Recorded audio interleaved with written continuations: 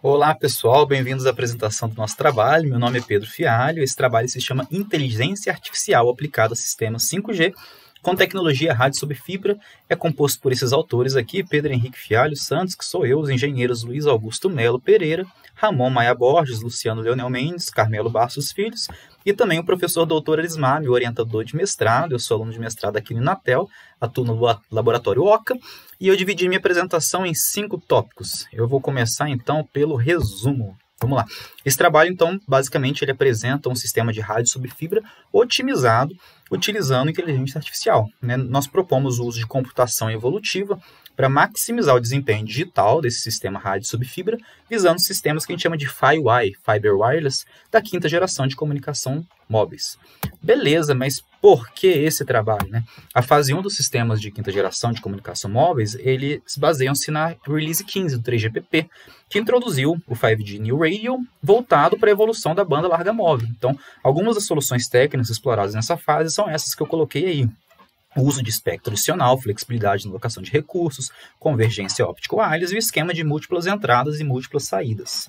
Então, recentemente, o 3GPP finalizou a Release 16, que é destinada à fase 2 do sistema 5G, que inclui aplicações de baixa latência, alta confiabilidade, além de comunicação entre dispositivos. E as soluções técnicas propostas para essa fase incluem o backhaul e acessos integrados, acesso via satélite, e o uso do padrão 5G New Radio em espectros não licenciados. Em paralelo com tudo isso, iniciou o planejamento da 6ª geração de comunicações móveis, prevista para 2030. Então, a convergência óptico wireless, ela representa uma solução-chave tanto para o 5G quanto para o 6G, enquanto a inteligência artificial, a comunicação com luz visível em terahertz, também tem ganhado espaço. Essa convergência óptico wireless, ela vem sendo implementada por meio da tecnologia de rádio sobre fibra, RUF, que basicamente é o transporte e a distribuição de sinais de radiofrequência, RF, ao longo de enlaces ópticos. Essa integração entre enlaces ópticos e sem fio dá origem aos sistemas que nós chamamos de FiWi, Fiber Wireless. No entanto, como modelos de canal óptico wireless trazem complexidade, a otimização desses sistemas FiWi em função dos parâmetros de rede é bem desafiadora. Então, o que é a nossa proposta? A utilização de inteligência artificial em sistemas rádio sobre fibra com o objetivo de otimizar o desempenho digital do enlace para diferentes condições de operação.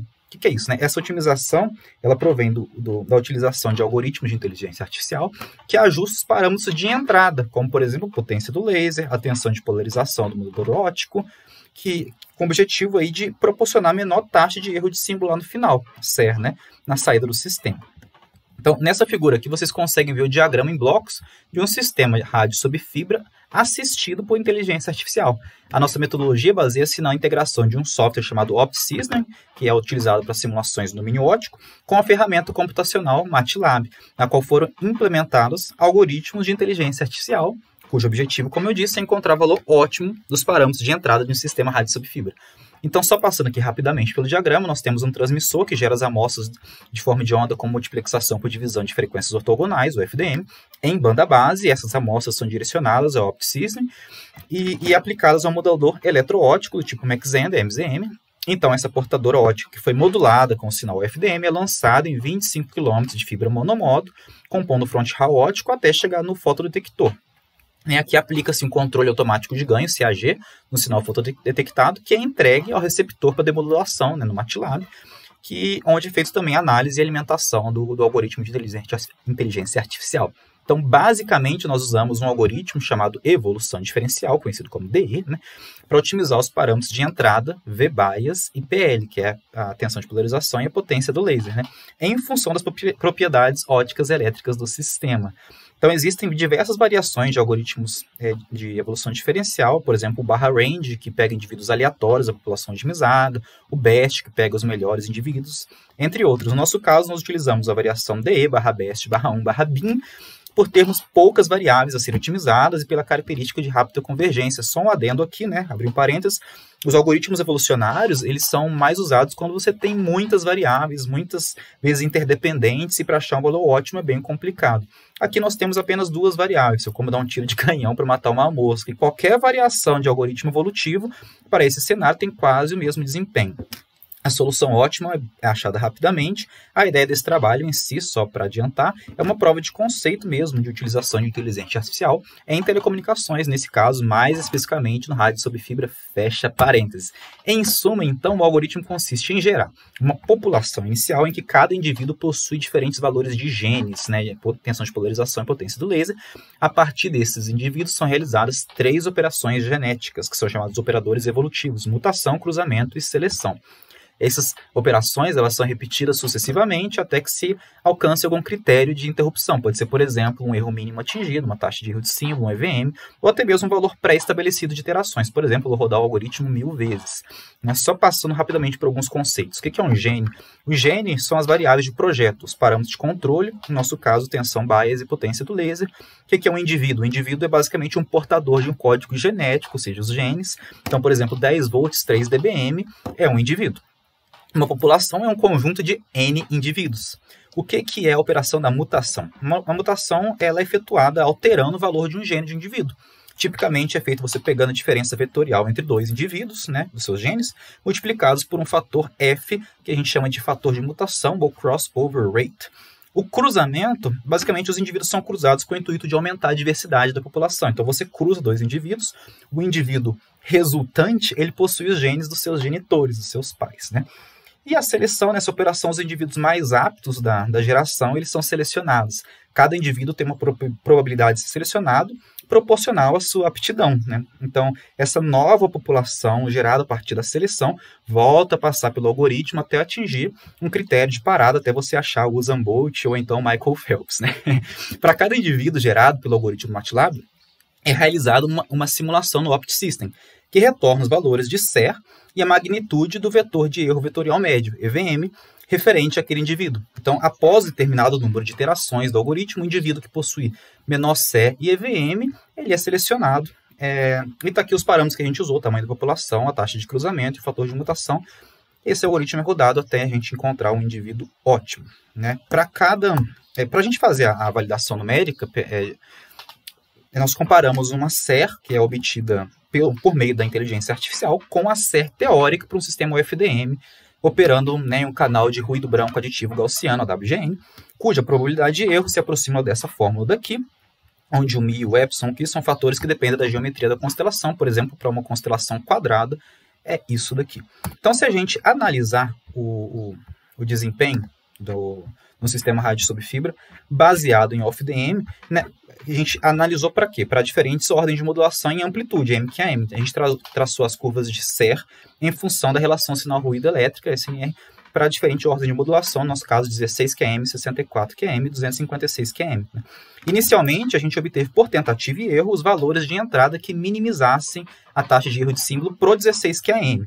E a gente chegou nesses valores aí de potência do laser de 7,85 dBm e tensão bias 13,5 volts. Nesse caso, a configuração manual não otimizada se aproxima do resultado otimizado pelo algoritmo de inteligência artificial. A gente ficou ali, né, variando manualmente esses parâmetros de 0,1 dBm e 0,1 volts até a gente chegar numa taxa de erro de símbolo legal. E depois a gente comparou com o resultado de inteligência artificial, né? Então, se você olhar os gráficos aqui, você percebe que eles estão bem próximos. É essa curva daqui, ó. Essa daqui é a teórica e é otimizada e não otimizada. Você percebe que elas estão bem em cima uma da outra aqui, mas a constelação você já percebe uma melhora, né, quando a gente usa inteligência artificial. Para 16 km, ok, mas caso algum parâmetro do sistema seja modificado, torna-se necessário avaliar novamente os valores que minimizam a série, e aí a pessoa precisaria ficar variando os parâmetros manualmente até achar um valor ótimo, né? Então, se a gente for analisar novamente, alterando o parâmetro, por exemplo, a ordem da modulação, haverá, se a gente não modificar a tensão de bias e a potência do laser, vai ter uma degradação da taxa de erro de símbolo, como a gente pode observar aqui na modulação 64 QAM, né? Comparando aqui a curva de SER sem otimização com a otimização, a gente percebe que a inteligência artificial resulta em uma melhora significativa de desempenho do sistema, né? Devido à redução da taxa de erro de símbolo, principalmente para a ordem de modulações mais altas, nesse caso aqui 64 QAM, a gente vai ver como é que piora, ou a inteligência artificial é melhor ainda em 256 QAM. Então, a gente pode ver aqui na constelação também. Então, vamos ver a solução mais crítica aqui, um 256 QAM, comparado sem otimização com otimização, né? O não otimizado fica bem degradado.